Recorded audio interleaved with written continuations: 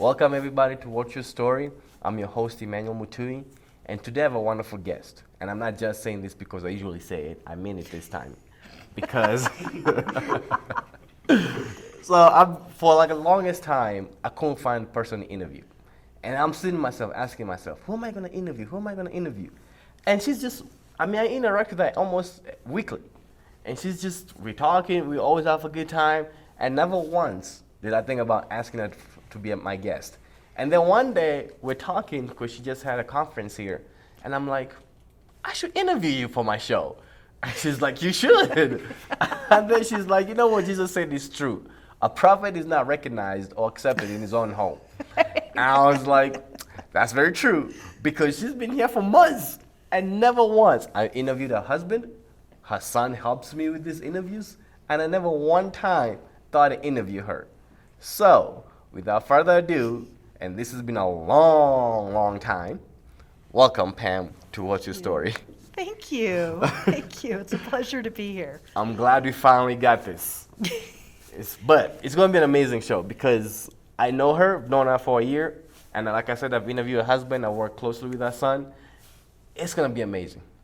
So just share, spread this interview, not the virus. Let the interview go viral, right? Yes, let the interview go viral because it's going to be amazing. So we're going to do like we always do. We're going to start from the beginning. And with you, so my audience know part of your story because I interviewed your husband. Mm-hmm. So we're not going to take so much time in the past. Right. But I want them to know who Pamela Holloway is. So, where are you from? I was actually born in Pasco, Washington. Oh, really? Mm-hmm. I never even heard of Pasco, Washington. Pasco or Pasco? Pasco. Pasco, Washington. It's actually right across the river from Richland, Washington. It's part of a 3 cities known as the Tri-Cities. Okay. Pasco, Kennewick, and Richland. My husband was actually born in Richland, Washington. Okay, I remember that one. Yeah. And so in Pasco, what kind of family were you born into? Now that's an interesting question. Yeah. My father was deputy prosecuting attorney of Franklin County.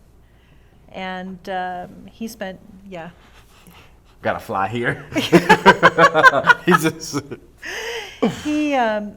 He actually had a very interesting career because it was during the time that the drug trade was really increasing from Mexico up through Canada. And it just so happened that drug trade came right through Pasco, Washington.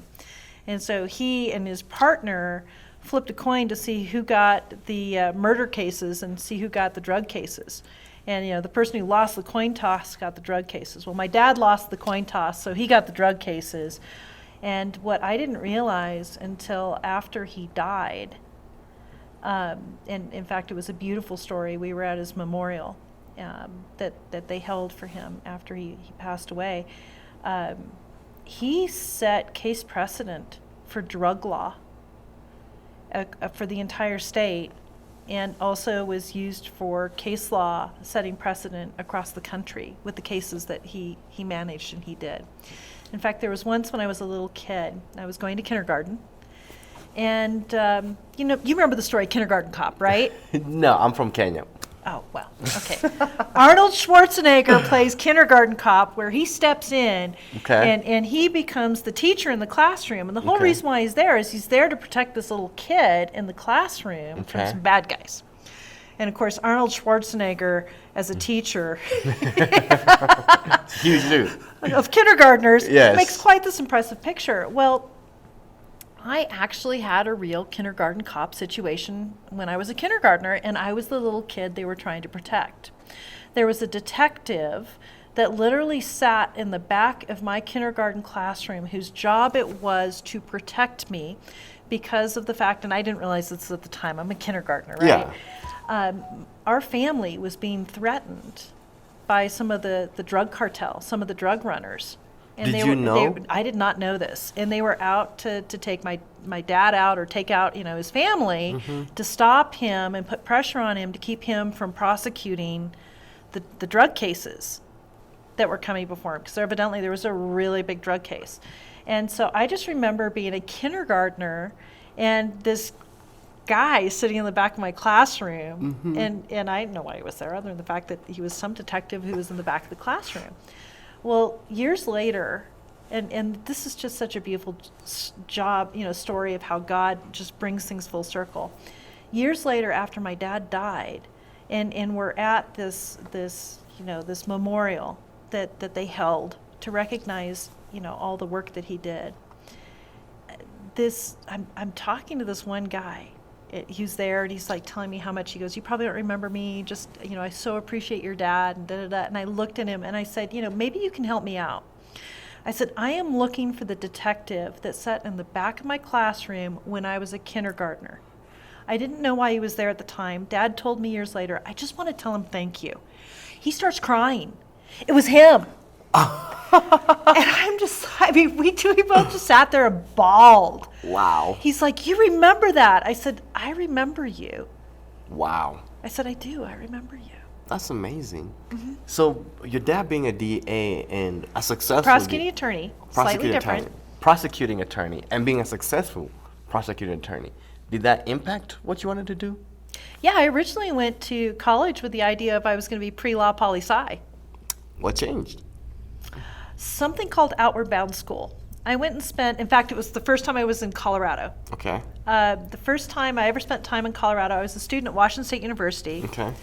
And I had the opportunity to come to Colorado on a scholarship and do something called Outward Bound School, which is they have a mountaineering course, a summer mountaineering course, where you go out and you're out in the Rocky Mountains, you're out in the Santa Crista or the San Juan range, the different ranges, and that's what you're doing for the summer. And so you have no contact with anyone besides those that are part of the Outward Bound School program, no curling iron, no makeup, nothing of normal life. You're doing no impact camping, and that's what you're doing for the summer. Well, I was quite the outdoors girl.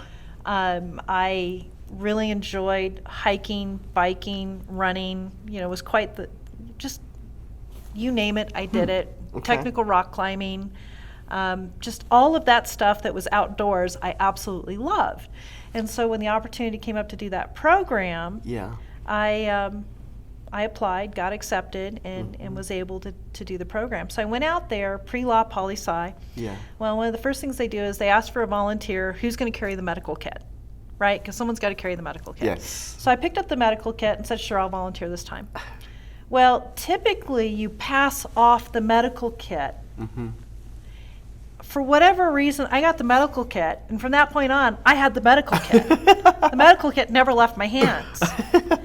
And so we did the entire Colorado Outward Bound School experience to include, at the end, near the end, they put you on a solo. So you have 3 days with no contact with another human being. You can either choose to do it fasting or not fasting. Okay. And each day, the way they know you're alive is they give you a sector. You have to stay in that sector, and you go tie your little bandana down on the tree, and that's how they know you're still alive. Other than that, you have no contact with anyone. It's just you. And I chose to do it fasting. So that means you're not eating, right? You're not eating. If you're choosing not fasting, are they going to give you food to go with? You can take food up there with you. But, what they were doing is if you were doing it if you were going to be fasting, you weren't allowed to take food with you. And I thought, well, that's too easy. I'm going to take food with me and fast. Because that's where the discipline is, right? That's just you. That's just you. So I took food with me and then just chose to fast. Okay. In fact, I have this great memory of this squirrel who was really upset about the fact that I was choosing to camp underneath his tree because he didn't even have a tent. All you have is a tarp. And this is in May. And you know what kind of snowstorms we get in May up in the mountains still? Yeah. And so, we're talking snowstorm breakup time frame, right? So you can post hole up to your hips and all that type of stuff. It was a lot of fun. I'm not there. It was a lot of fun. So, but literally, one of my fondest memories is this squirrel that was up in this tree that would just chew me out for the fact that I am under his tree. It was just, I would have these conversations with this squirrel about, listen, you're just gonna have to deal, okay? He's sure the and he'd throw nuts down on my head and stuff. Nature's got a sense of humor. It was hilarious. It was bad hilarious. if the squirrel talked back to you. That's when you Oh, know the squirrel totally talked back to me. The Okay. squirrel and I had lengthy conversations. And this I has mean, nothing you're out to do there with the for 3 hunger. days. This has nothing to do with the hunger. You'd be surprised what you talk to after 3 days. No contact. Right. But it's, it was the first lesson I really had in what it really is to be still and to experience silence Yeah. and solitude and the fact that there's actually a beauty in it. Oh, wow. Yeah, it was my first introduction to that. It was really, really good. Really, really good. I mean, it's one of the things that kids don't understand anymore. Yeah. These days, there's never a down moment. There's never a moment that they're not listening to music, watching something on a screen or something else. Yeah. And I think one of the biggest lessons I learned from that experience, as well as growing up being a kid who used to lay on top of the fence rail and watch the stars at night, right? Right. Just lay out there on top of the you lay on the top rail of a fence and just watch the stars. When do kids do that these days? When do any of us do that these days? I'm glad you used the word silence, because the past 2 days the Lord has just been pushing me to just be silent before Him. Exactly. And this is kind of veering off where we're going, but did that help your relationship with the Lord when you did that? Or if you did, how did it? I didn't grow up in a family that knew the Lord the way we know the Lord now. Okay.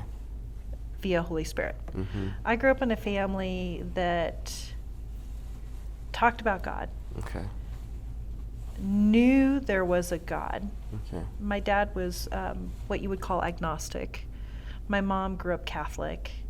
And there was just a difference in the fact that it really was more religion than faith, if that makes any sense. And so, we were the Easter, Christmas Christians, right? Yeah. Yeah, we were the Easter Christmas Christians. And the difference is due to an event that happened when I was in elementary school. I got pulled out of elementary school and put into a private school. And it was a private Christian school. Okay. And it was a Seventh-day Adventist school. So that was my introduction to really starting to spend time and study Scripture. And that part actually was good because I had a phenomenal Bible teacher there, and who really was at least getting me into the Word. Then my parents divorced when I was 11 years old. That was a little odd. Yeah. Just from the aspect of, how every once in a while Christmas is a little overdone. Yeah. And you're like, something here's amiss, right? Yeah. Well, Christmas was a little overdone. When there's like 20 packages under the tree and they're all for you, you're kind of like, oh, what's going on here, right? There's something here that's a little off. Well, there was a whole bunch of packages under the tree, and then January 1st, I woke up and my mom was moving out of the house and left me with my dad. Single child, obviously. At that point, yes. My sister was 11 years older, and so she was grown and out of the house. Okay. So it was all of a sudden I was left with that. And, my dad, bless his heart, was just devastated.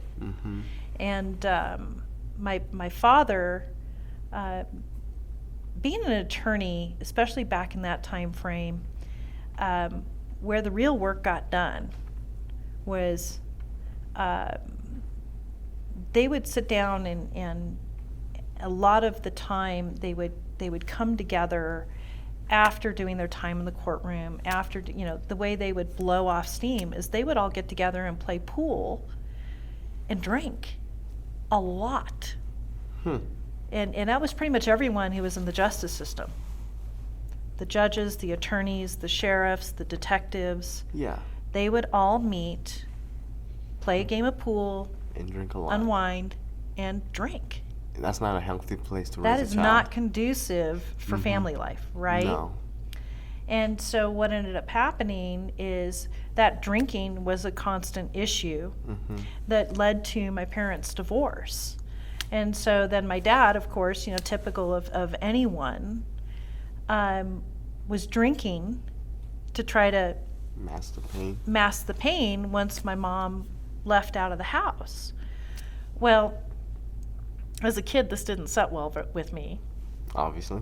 And I was a little bit of a daring. I'm not surprised at all. And so my dad at the time was the one who kept the liquor for the club that he was a part of. So one day I got home from school, took every bottle of alcohol there was, dumped the alcohol down the drain, took every bottle, threw it into the trash can, and dragged the trash can out to the curb. Well, surprising, I'm not even surprised that you did that. Like, I don't know what's more surprising. This is where you know that you truly have the love of the Father, both in heaven as well as my earthly father. Because my dad came home and was like, what happened to this? Where is it? And I literally looked at him and said, yeah, I threw it all down the drain.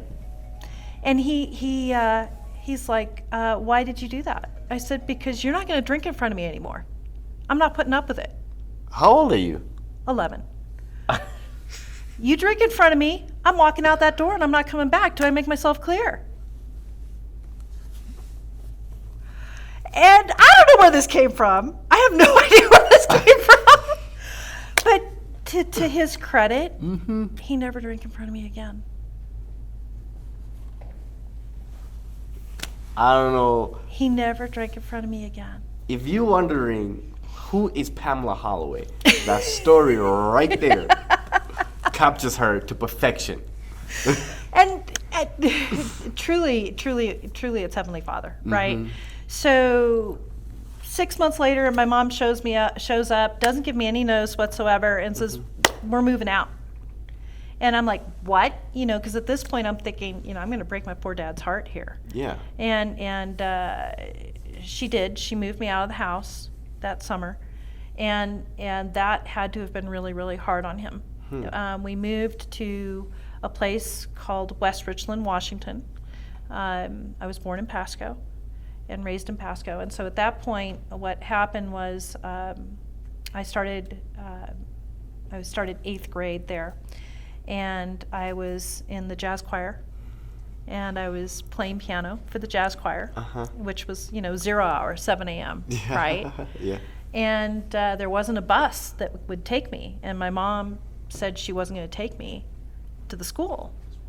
And the school was, no, that wasn't an option. School was 30 minutes away. We lived out in the country, which was a huge blessing, because that way I was able to continue to work with horses, because I grew up working with horses from the time I was a little kid, still work with all the animals.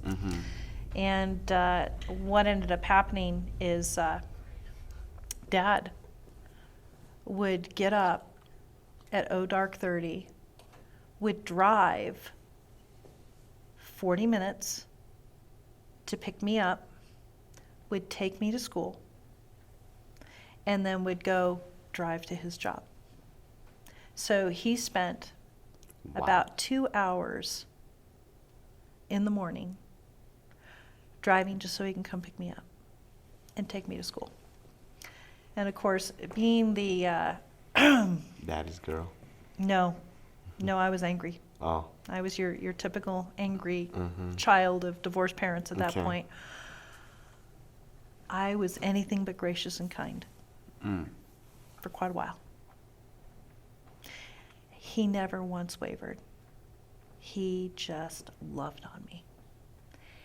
And that, I believe, was really the start of me learning and beginning to perceive the love of the Father. Wow. Yeah. So I can assume you and your dad had a good relationship before your dad. We did after that. Yeah. We did after that. It took some time. I had to grow up. Yes. You know what I'm saying? I had to get over myself. Uh-huh. I had to get through it's not about you. Yeah. Right? But once I got past that, it's not about you, then it really opened my eyes to the sacrifices he made, to the love he had, Yeah. a lot better understanding of the pressures he faced in his history and who he was, which then allowed me to just be grateful Yeah. and to just love and to not hold that issue that he dealt with alcohol against him. Yeah. And that's purely blessing of the Father, because the Lord allowed me to do the same thing with my mother, and then growing up and seeing what she experienced as a child through the Father's eyes, through Heavenly Father's eyes. And at that point, I think that's the key where you really start to mature, and you start to see them through the eyes of Christ. And you start to see them with his heart. And then, you get over your own stupid stuff, right? Yeah. And you just love them. You just love them because you're like, your heart just breaks for them and the things that they went through. And you just see the love of the Father weaving his way through every single step of the way. And I think that's a part of the real key to how we can heal and how we can not hold, how we can let go and not hold offense. So that was a major lesson. That's awesome. That was a major lesson. We kind of course, the original question was, I guess we would begin to talk about how you got saved and how you got deep with the Lord, and we end up this beautiful path. But because you answered a little bit of it when you went to the SDA school. That's when I started learning, and then Mom pulled me out. Yeah. And I started 8th grade at another school, and then struggled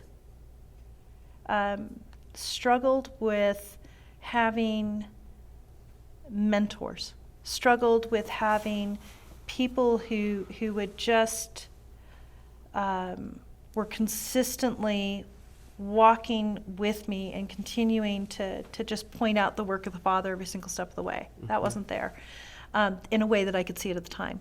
Looking back on it, hindsight being 2020, I now realize, all the way back to toddler time frame, the Lord was bringing people into my life every single step of the way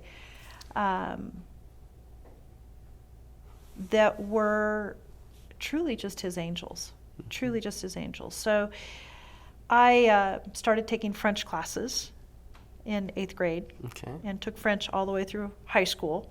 And there was a teacher there by the name of Madame Ballman. And she never once said God to me. She never once mentioned Christ. But I know now, looking back at that woman, she was praying for me. She was praying for me. She was loving on me. She was seeing what I was going through with my family and just poured her heart. I mean, the value of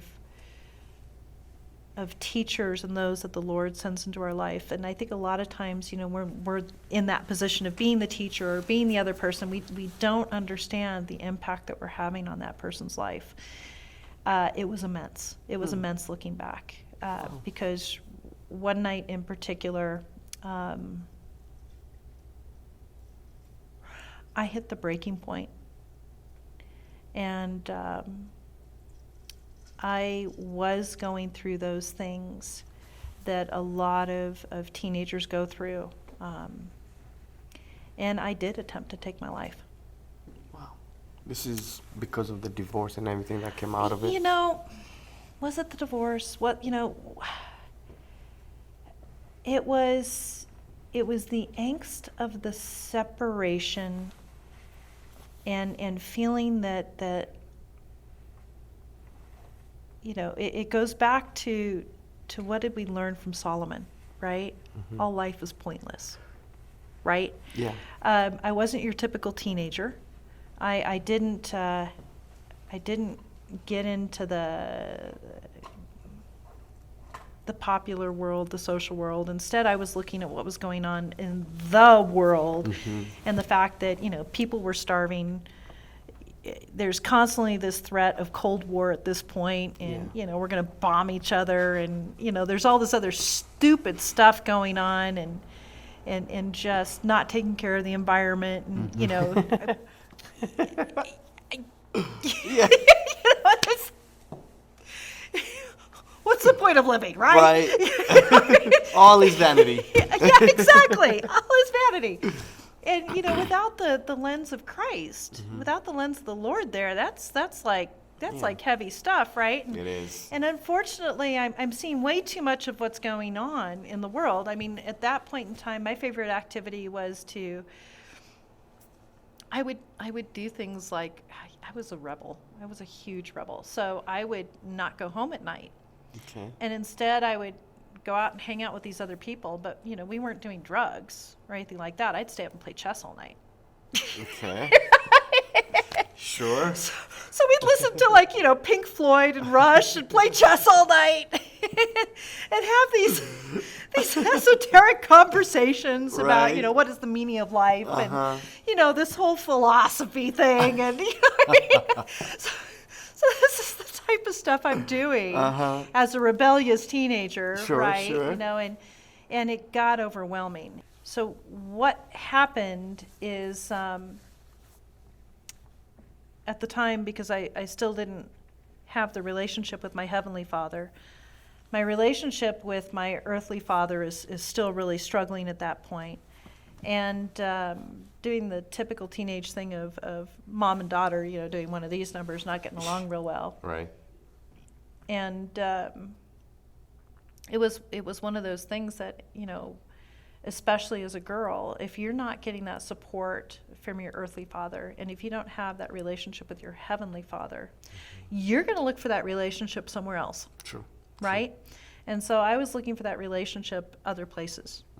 And so I was getting into dating relationships with guys who were looking for the acceptance, looking for the safety, looking for the protection, and not finding it there. And then having, those relationships break up. And just, life is over, right? And just the combination of the lack of relationships in my life around me, the fact that I had my entire life planned. I was going to go to law school. I was going to go to this Ivy League school. I was going to do this. I was going to do that. And then all of the finances for that were gone. And everything that I thought was sitting there for my college education was gone. And so I went from a situation where, my family wasn't wealthy, but they were middle class. Yeah. And it went from that to moving in with my mom to, what do you mean there's not enough money for milk in the fridge? Wow. And even though I was going through that, was thinking, okay, there's still the money there for my college, so I've just got to suck it up and get through this. Yeah. And then there's still the money there for my college. Well, it turned out that my parents, and really more my mom than my dad, wanted to fight and go through this really prolonged divorce, and so the divorce attorneys really enjoyed getting all the money. Yes. Right? Yes. And I found out that there was no financial left to pay for my education. Now, growing up during the time I grew up, we were all heavily into the mindset. I had been very much raised that you've got to get your college education, and you've got to do this and do this and do this in order to be successful in life. Well, we all know that's a bunch of baloney now, but didn't know that at the time. So at that point, your life is over because that you're nobody loves you. The world's going to end anyways, because don't you know we're going to blow each other up with Russia or something like that. And then on top of it all, there's no finances to do anything with. And so I did make an attempt on my life, and that was a rather interesting experience because of the fact that I literally, it wasn't, I passed out in the middle of a field, long story made short, and when the passing out in the middle of the field, when I actually passed out, when I came to, and it was the middle of the night, and I look up and I see the stars over my head, there's just this incredible, overwhelming peace and this knowledge of, I've got you. No matter what happens, I've got you. Be still and know that I am God. I don't know how to explain the shift or the change, but from that point on, I never felt alone again. Wow. So people are like, how'd you come to Christ and all that type of stuff? It's I always hear these traditional stories, and I'm like, I don't know how to explain it. It was just, from that point on, I was never alone again. And no, that doesn't mean that I was perfectly following him or anything else. That took a lot. Still not perfectly following by any means. But, it was just that piece of, there's a lot of stuff you can't see, and it's okay. But I love you, I've got you, and you'll never be alone. Wow. From that point on, step by step, start striving forward, until, Wow. doing things very non-traditional. So That's just you. well, after my junior year of high school, most people don't realize this, I was a high school dropout. But you just said you I was a high school dropout. After my junior year of high school, I decided that high school was, and for all the parents that are trying to tell their kids to finish high school, you may not want to let them hear this interview. After my junior year of high school, I said, this is a joke. It's a waste of my time. I got to earn money to go to college. So I started working 2 full-time jobs. So I opened McDonald's in the morning, and I closed the bowling alley at night. Wow. So I was pulling 80 hours a week between opening McDonald's at 5 o'clock in the morning. Wow. And then closing the bowling alley at 10 o'clock at night. You had to get a GED because you dropped out?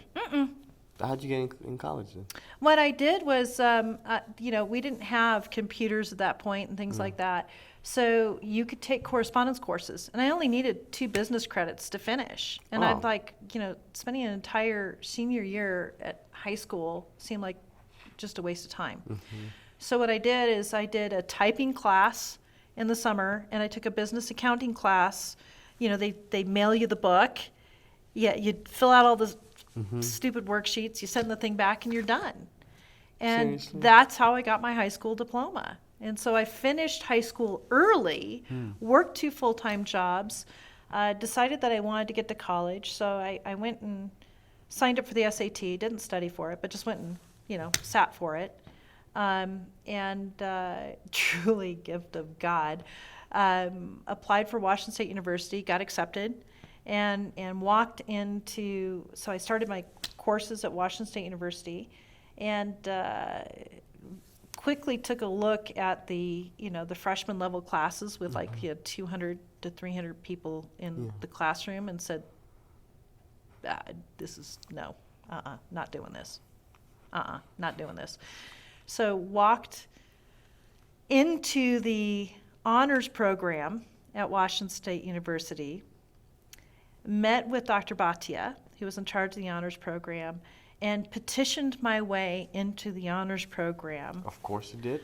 With not great grades out of my junior year of high school, not doing my senior year at all.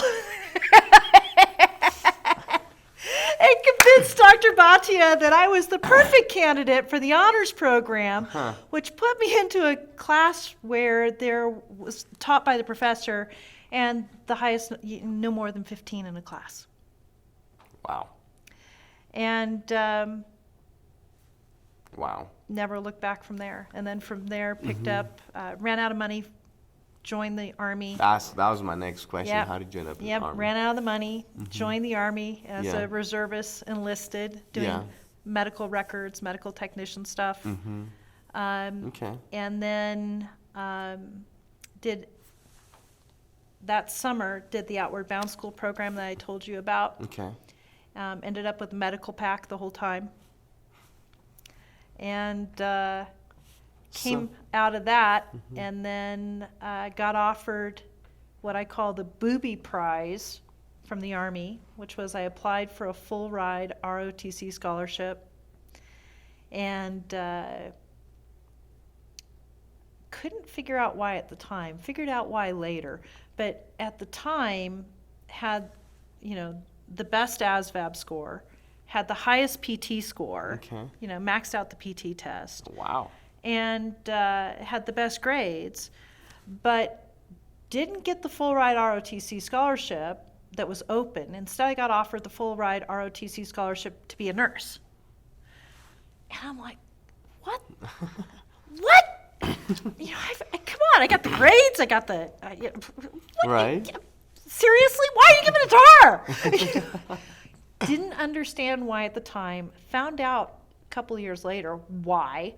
Now knowing it was fully God's plan and super just gratefully humbled for that. So looking at the fact that I either wasn't going to be able to continue to college or I was going to have a ton of debt, and I didn't want to have a ton of debt. Yeah. I went ahead and took the ROTC nursing scholarship. Wow. And that's where you eventually got to meet Glen. That's eventually how I ended, I eventually ended up meeting Glen when I was a student at the Intercollegiate Nursing Education up in Spokane, Washington.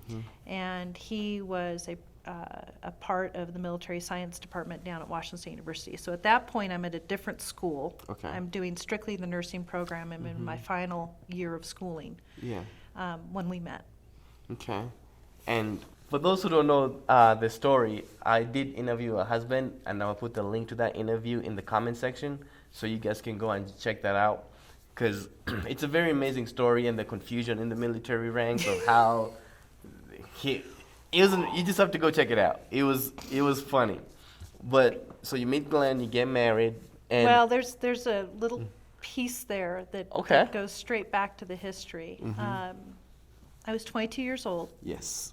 I'm in my senior year, and I've got all these plans in my head of, I'm gonna be Army Nurse Corps nurse, and after I do my 4 years in the Army, I'm gonna go join the Peace Corps, and I'm gonna go off to Africa, wherever, and I'm gonna do all this stuff, right? Right. And None of that happened. I can attest to it. None of that happened. So what happened was I met Glen, and he was divorced. He had two beautiful girls who were, I believe Melissa and Crystal were 11 and 9 at the time.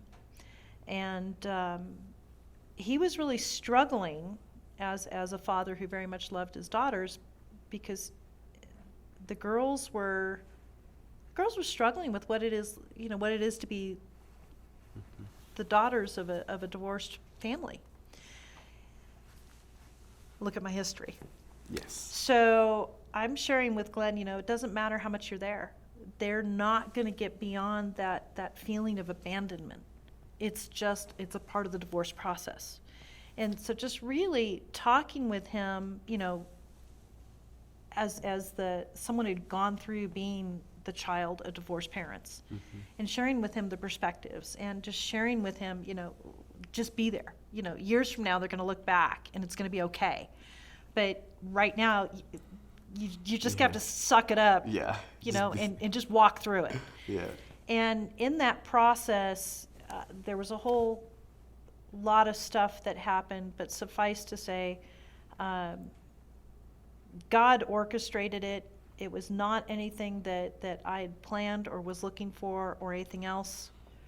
But in a very, very rapid period of time, there was a series of events that took place that led to Glenn and I getting married. A very rapid series of events. Wow. Okay. That were rather dramatic. And looking back on it now, 30 years later, I'm like, yeah, that was you, God, because there's no way I would have ever orchestrated or thought about or been willing to do that. It was totally a God thing.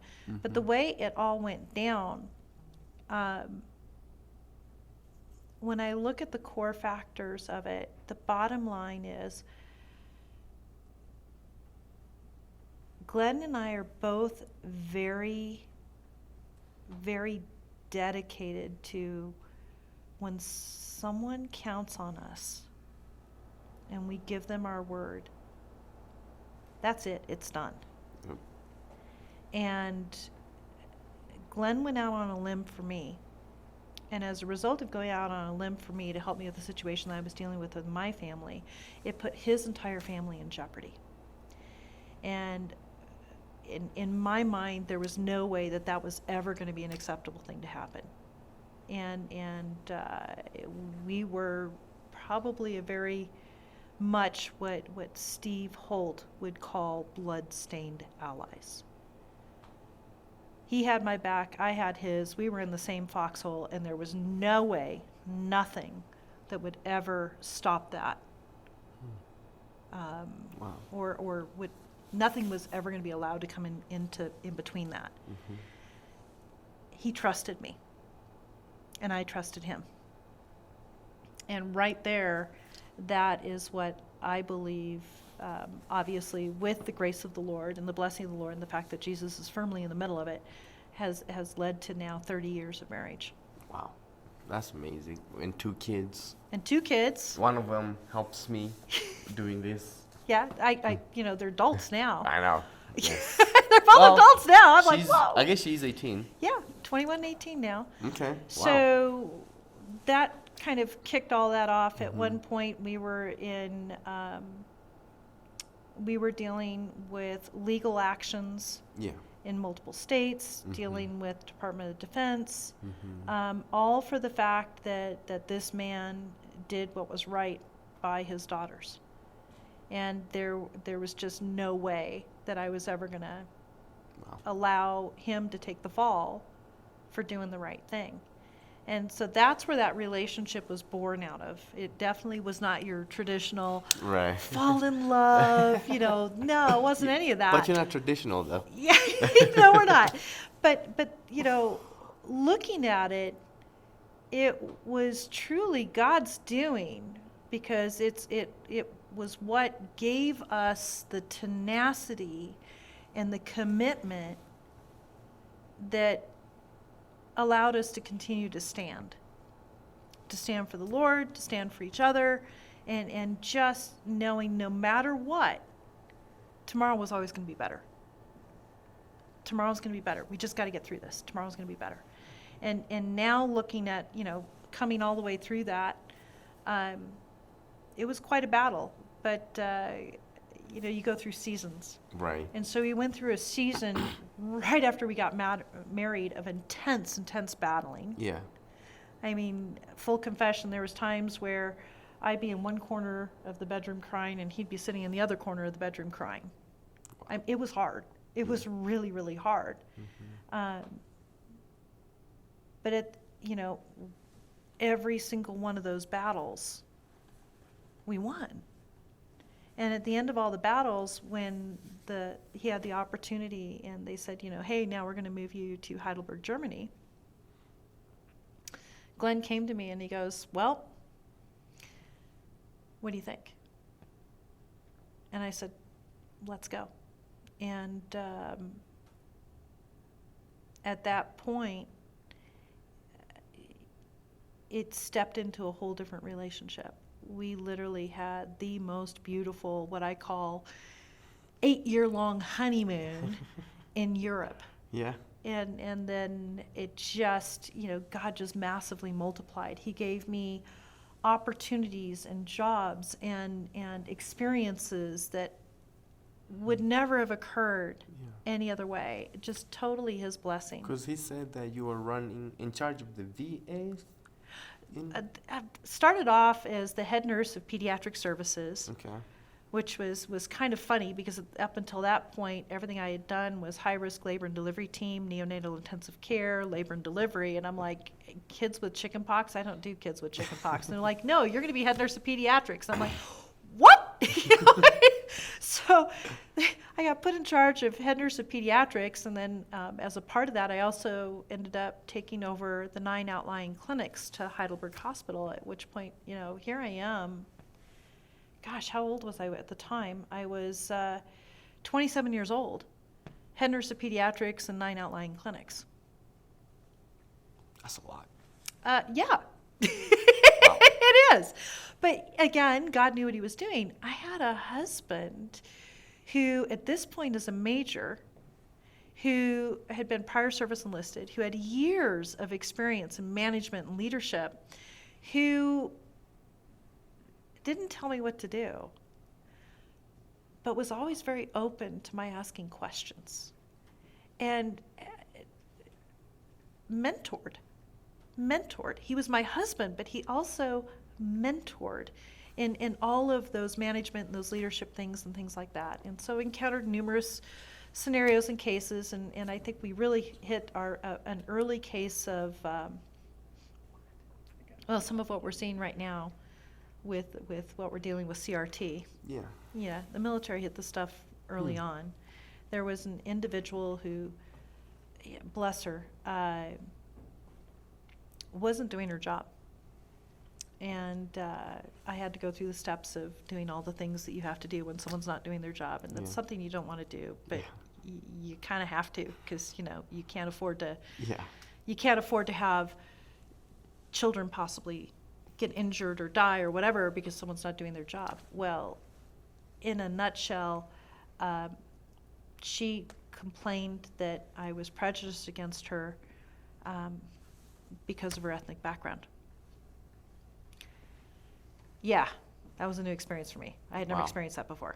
And what was wild is when they came in, they did the investigation, and again, this is total glory to God, they realized that the people that I was recommending for promotion and things like that were that same ethnic minority, at which point it kind of blew the entire theory out of the water, right? Yeah. So God was already protecting me by what he was doing in other places in my workplace at that point.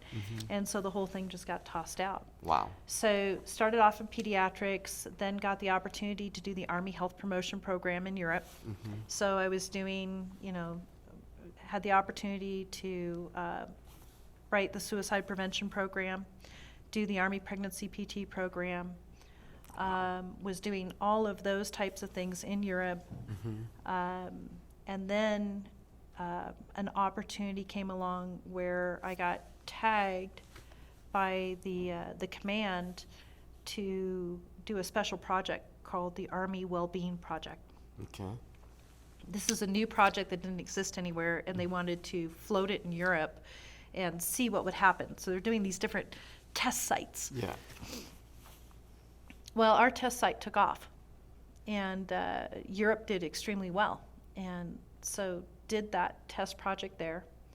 And this is coming on the time that Glen picked up on some of the things that were coming in the future that he could see. And it's really kind of crazy because he wrote white papers about them at the time for the military.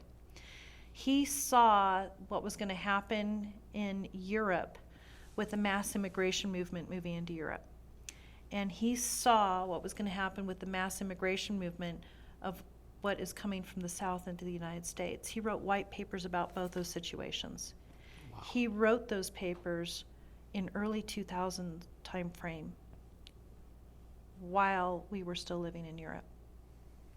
And literally he said, we've got to go back. It's time. Military's going to be downsizing here. There's stuff coming. We need to get feet on the ground, get established back in the United States. And he actually saw what was coming and what we're living through right now. Wow. He actually saw back then, and truly gift of the Lord, right? And so we came back to the United States. I thought I was going to be stay-at-home mom, My daughter had just been born. Yeah. She was less than 6 weeks old when we moved back from Europe. Yeah. My son was not quite 3 years old. Mm-hmm. And Wow. we moved back. Well, guess what happened when we moved back? We had quite the warm welcome into the United States. We moved back, and I remember walking down, you're gonna love this, I remember walking down a grocery store aisle. Now, mind you, I've lived in Europe for 8 years. Mm-hmm. The change in the United States from the time I left to when I came back, it was an entirely different country. Wow. I'm walking down the grocery store aisle, looking at all the cereal boxes. And I start, where's the food? Because all I'm seeing is these colored boxes Right. with different labels on them, full of genetically modified garbage. And I'm used to like going to the Metzgerei, Right. going to the little shops, doing all my shopping like a little European, you know? And here I am in America, and I'm like, what happened to the food? And it was my wake-up call to what was happening to our food supply. Yes. And then that's when we started growing our own food. We started getting into the whole farming thing and started Yeah. moving forward. And it was very successful. If you look at the interview, once again, Glenn talks about it. But the part about that I want to talk about, this is towards the end. You decide to leave that behind. He's kind of wrapping up over there. And I believe you guys are here. The fire story is what I'm trying to... That... Because I've heard this side. Yeah. Well, for 2.5 years, Glenn stayed on the farm and ran the farm while I was trying to figure out how to get the family healthy, how to get the kids and I healthy. And boy, talk about a time in the desert. This is that time frame that I'm doing everything based upon all my knowledge and intellect and everything else to figure out how we're going to heal. And God just really busted me down and said, basically, you got to lay down all the knowledge. And I'll never forget, David's down with semi-hemiplegic migraine headache, pretty much paralyzed down one side of his body every time he went down with one of those headaches. And that would happen 3 to 5 days a week, 10 to 12 hours at a time. Caitlin is, bless her heart, she's acting, she can't even do basic math. She's lost her fine motor skills. She can't write because she has so much inflammation in her brain, and so she can't think straight and is really kind of just like, checked out most of the time. And I'm having massive headaches and just reactivity. It would be called multiple mast cell activation syndrome. It feels like MCAS type stuff going on. We were diagnosed with something called chronic inflammatory response syndrome, and it was a secondary to what they would call an environmental toxin exposure from mold. And I'll never forget being on the floor just crying in pain, and the kids being in pain, and just feeling like there's no way out of this. And still, though, feeling and knowing that the Lord was there and that we weren't alone. And just crying and over saying, "For you did not give me a spirit of fear, but of power, of love, and a sound mind." Power, love, sound mind. What does that mean? What does that feel like? And realizing and just visualizing just light starting to move through my body, cell by cell, His power, His love, His sound mind. Cell by cell by cell by cell, going through each system in the body. And just feeling the weight start to lift off. And just literally going through this visualization process of anything that wasn't his power, his love, his sound mind being just the light shining on it, destroying it, and it disappearing. It was the start of a change at that point in time. And there was a shift, and the shift was from fear to faith. Tony Evans says it best.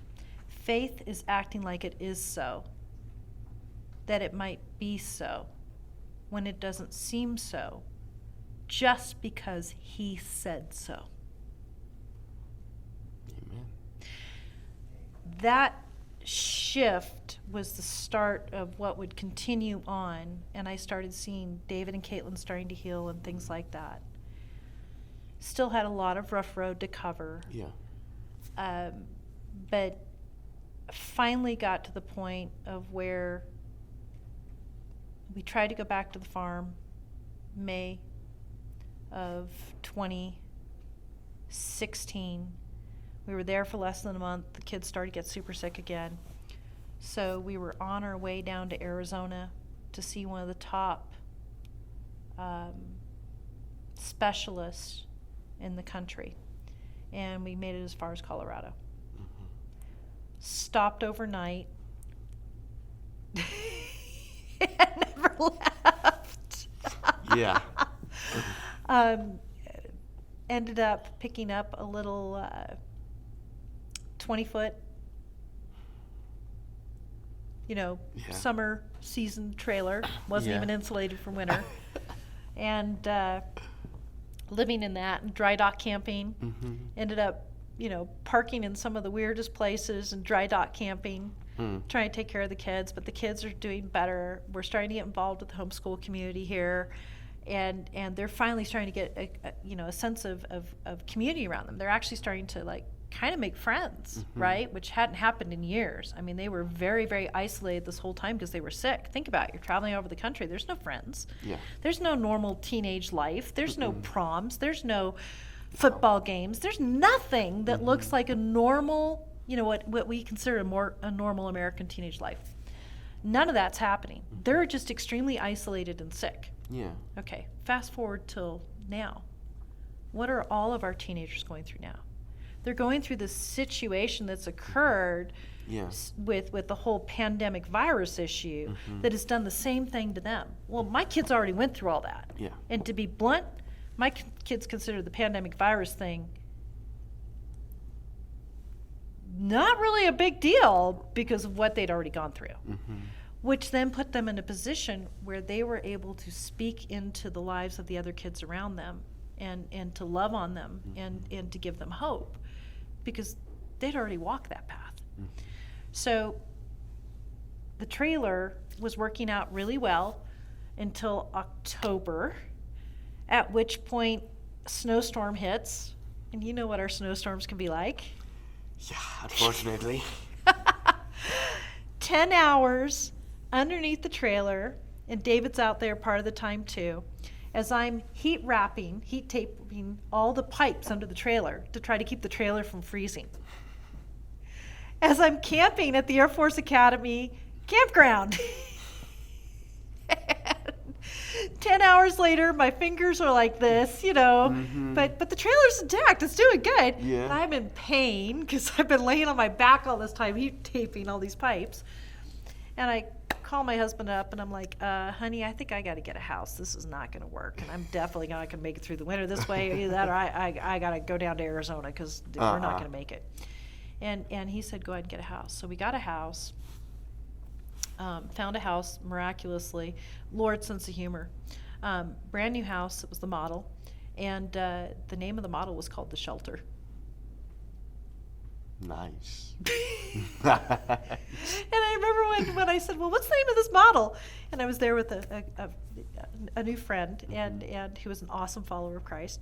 And the person said, oh, the name of this model is called The Shelter. And my friend just burst out laughing. She goes, that settles it. This is your house. Because she knew our story. Yes. And we got the house. And literally I just praised the Lord and said, Lord, this is your house to be used for your ministry, to your purpose, to your glory. whatever you want to do with it, God, it's yours. Yeah.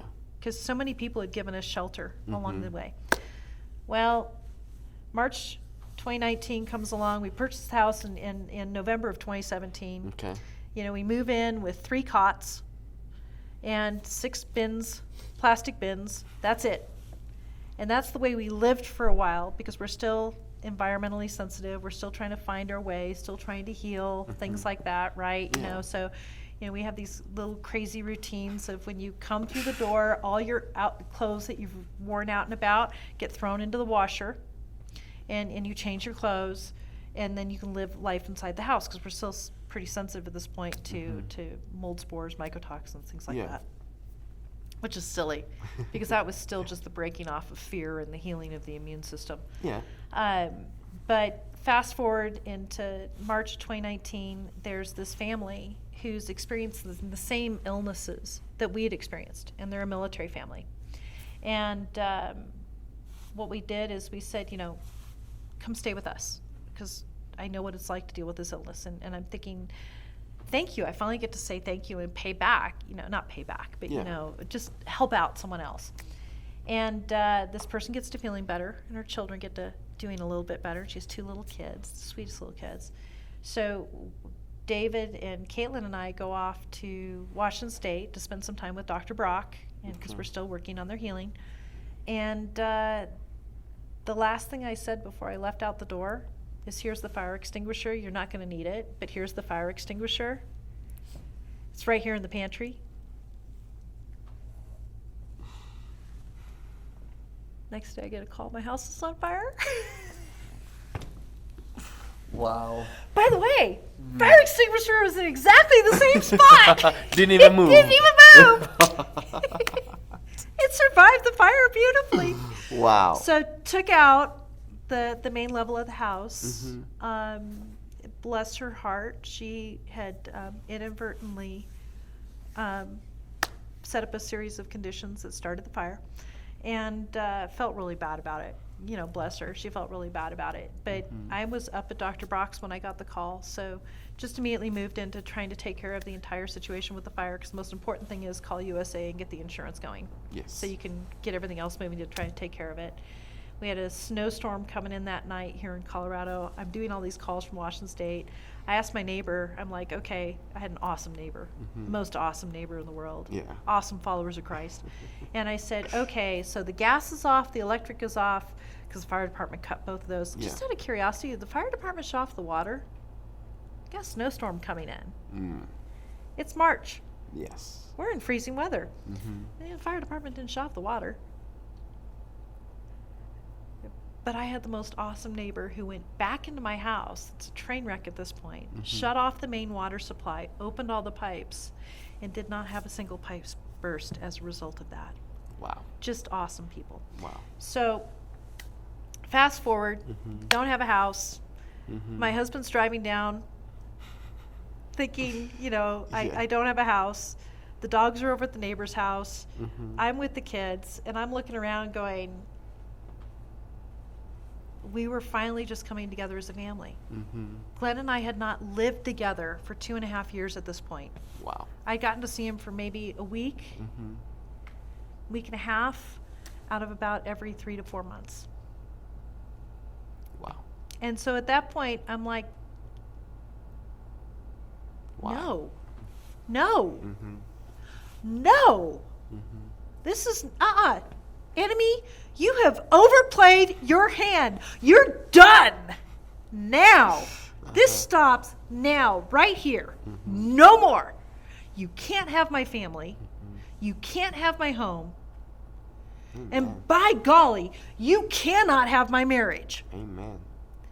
And Dr. Brock and his wife and I, we just started worshiping right there on the spot. I mean, we're singing, we're praising, we're calling it out. I mean, I probably look like a crazy woman.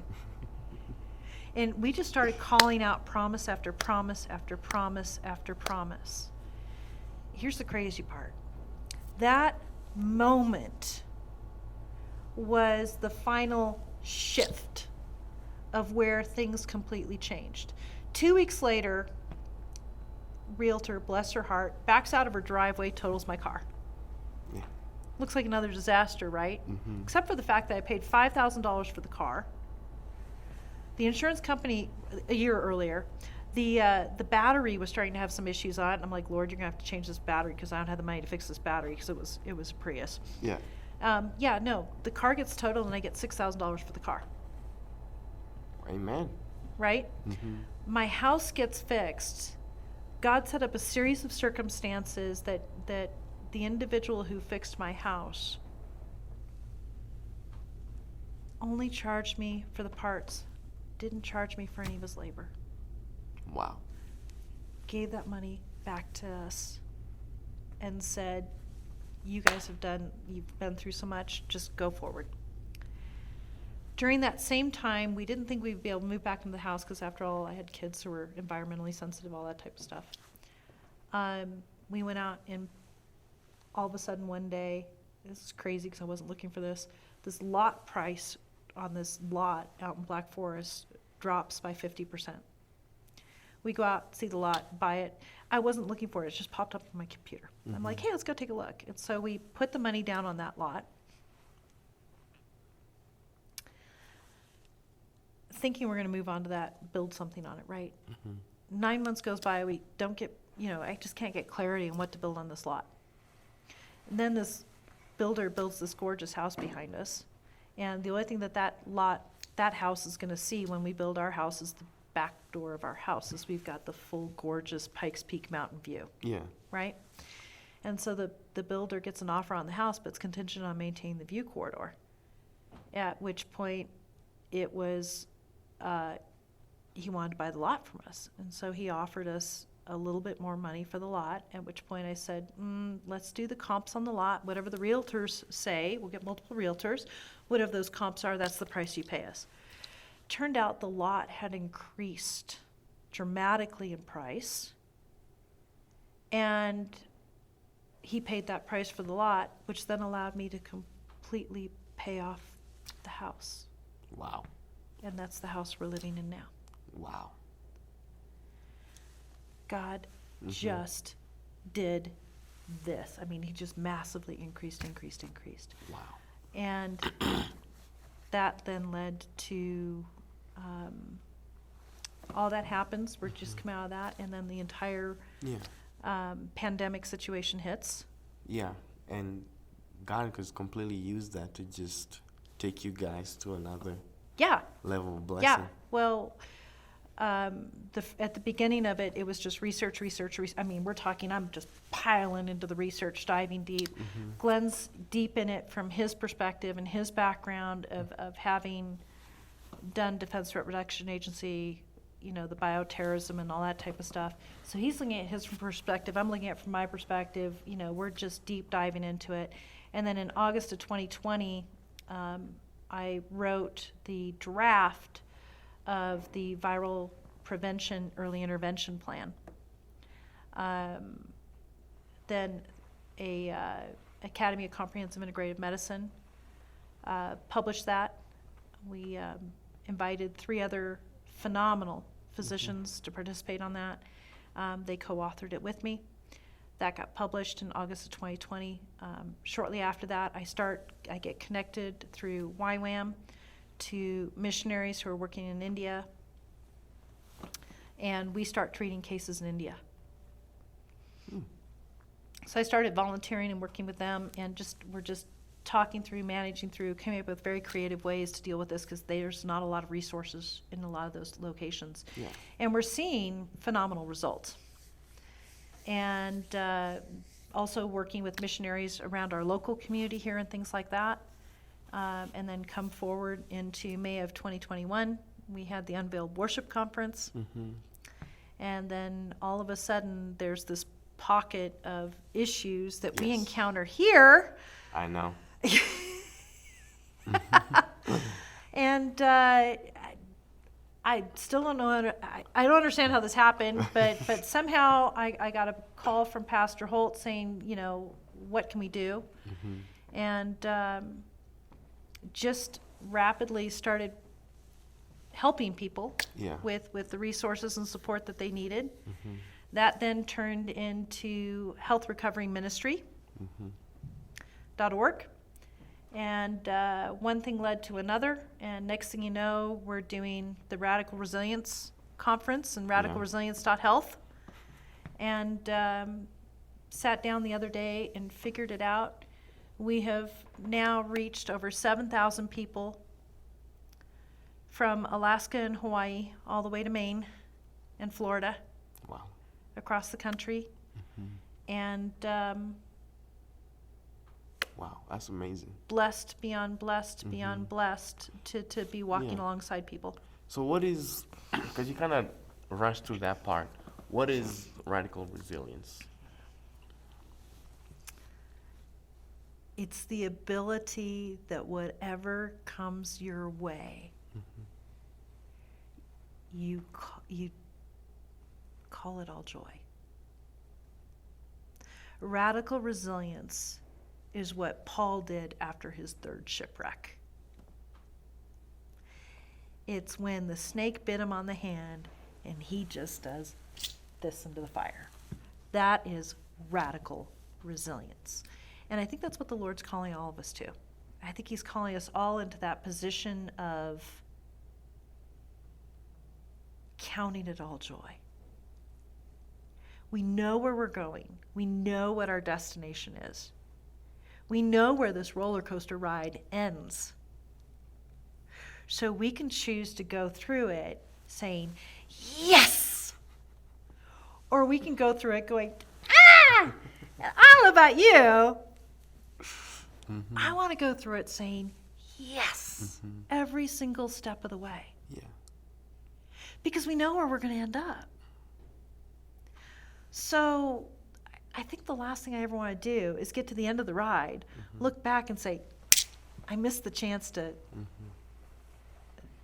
take that little extra bit, right? Yeah.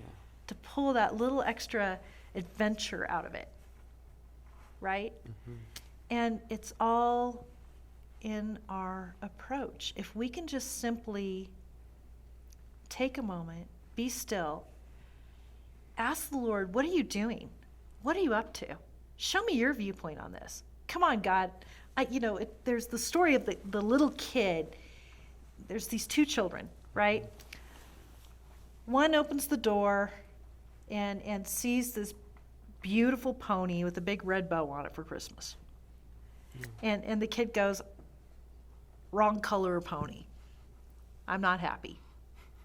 The other kid opens the door and sees a pile of horse manure in there, grabs the shovel, starts shoveling, going, there's got to be a pony in here somewhere, right?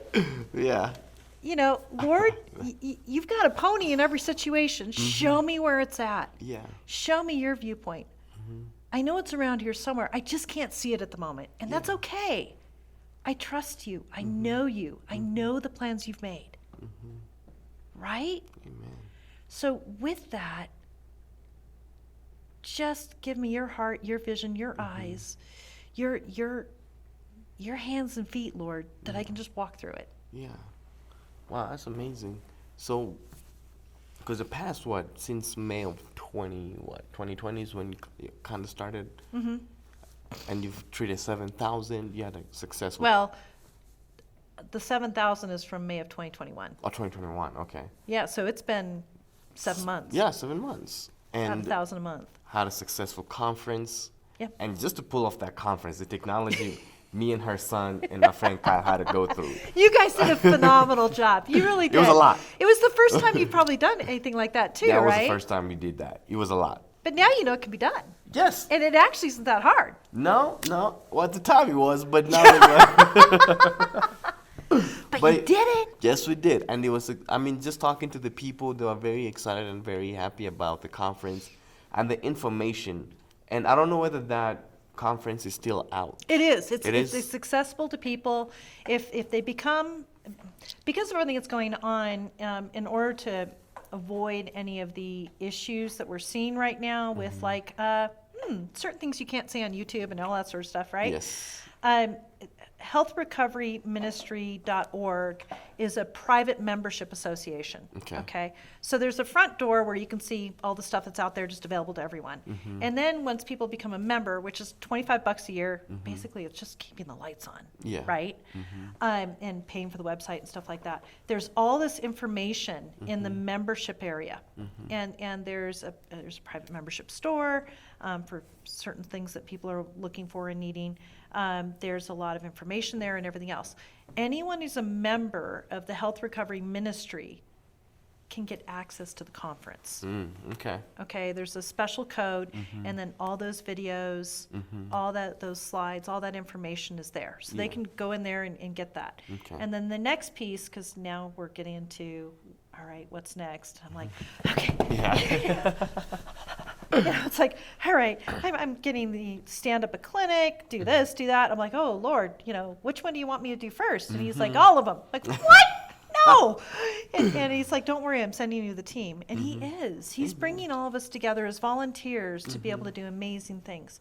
So the next step will be we'll be starting an 8 to 10 week class starting on January 23rd at the Road Church at Chapel Hills. And that will be the Empower You. Yes. And what we're going to be doing there is we are going to teach radical resilience by restoring the temple. Radical resilience by restoring the temple. Do you have to go further to explain that a little bit? I don't want to give away all the secrets. Come to the class. Come to the class. But in a nutshell, what we're going to do is we're going to address the physical as well as the spiritual, how they interact, and how we get to that position of radical, resilient health. Health not just being physical. And it really comes down and goes all the way back to that piece that we talked about early on about that solitude and that silence and that coming into alignment with the Lord and being able to hear him speak to us in what we are to do for our bodies and what we are to do to come into alignment with him. As a man thinketh, so shall he be. Hold every thought captive. There is a physical discipline that goes into holding that thought captive. And if we give the body the tools that it needs, it makes that process so much easier. And I'm learning with you guys, by the way. I'm totally learning with you. So it's a journey that we're all walking through and praying through together. But if we're going to achieve Steve Holt's vision of El Paso County being the healthiest county in America, it starts with building that radical resilience. That's the key right there. So I'm pretty excited about it. Looking forward to it. And I'll tell you what I love the most is, people think I'm teaching them. That's not true. Yeah. They're teaching me. They're teaching me. The questions they ask, the way they come to the table. Yeah. Blows me away. I'm learning from them all the time. Yeah, that's awesome. This has been a good interview. Thank you. Thank you for actually coming on, because I feel like at some point as your ministry gets big, people don't know your heartbeat. They just know she's the protocol lady. If you're sick, call the protocol lady. She'll take care of you. And I feel like they will really get to know what makes you tick. Well, it really comes back to this. It comes back to that moment where, for I did not give you a spirit of fear, but of power, of love, and a sound mind. And my just crying out to the Lord and saying, Lord, show me how to heal my family. And Lord, if you show me this, I will do everything I can from this point forward to do the same for others. And he was gracious enough to do that for me. And now, it's fun. It's pure joy to be able to come alongside others and help them do the same. And at the end of the day, what is it really? It all comes down to, for I did not give you a spirit of fear, but of power, of love, and a sound mind. And right now, especially from the time of the beginning of the pandemic until now, I think what the Lord is really doing is absolutely a blessing, because he's moving us. He's, everything's being revealed, right? Yeah. The light is just shining in, and boy, is it just revealing what is not of the Lord, right? Yes. And that's a blessing, because if you know that that's happening, you could take the steps then to move in the right direction. It's breaking off the lies, it's breaking off all the stuff, it's sweeping all the closets out, and it's setting everything in alignment. Yeah. If we operate out of a position of power, love, and sound mind, Yeah. we're free. Yes, we are. That's true. That's the definition of freedom. Amen. You can do anything to this body. Mm-hmm. You can't take my freedom, True. because it belongs to him. Yeah. That's really good. And that's how you finish an interview. That was very good. So remember, everybody, this is Pamela Holloway's story. And we all have a story. What's your story? Goodbye.